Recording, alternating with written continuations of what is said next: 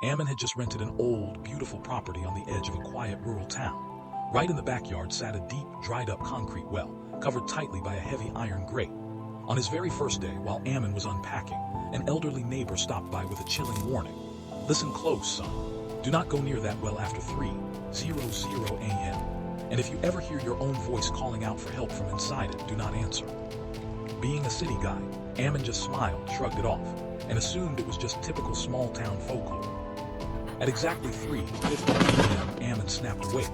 The entire house reeked of foul, rotting stench. Just then, a voice echoed from the backyard. It sounded exactly like Ammon calling out from deep inside the well. "Help! Somebody get me out. It's so cold down here." Ammon froze. The voice sounded so terrifyingly real that, without thinking, he grabbed a flashlight and rushed out to the backyard. The moment his beam hit the well, his stomach dropped. The heavy iron grate had been slid completely to the side. He crept to the edge and shone the light down. At the very bottom of the well, a face looked back up at him. It was identical to his own, but the Ammon down there didn't look scared at all. He just wore a wide, sickening, demonic grin. Before Ammon could even scramble backward, a pitch-black, smoke-like shadow shot out from the depths of the well.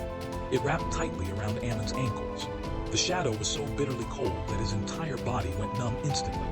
Ammon tried to run, tried to scream, but in the blink of an eye, the entity violently dragged him downward into the pitch-black void of the well. The next morning, Ammon's friend Ryan stopped by to visit the new house.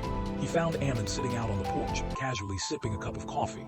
Ryan smiled and teased. "So, how was your first night, man? Encounter any ghosts?"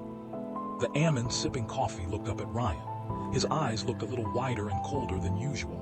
He flashed a strange smile and said, "Nah, man. Everything is perfect here. I haven't slept that good in years."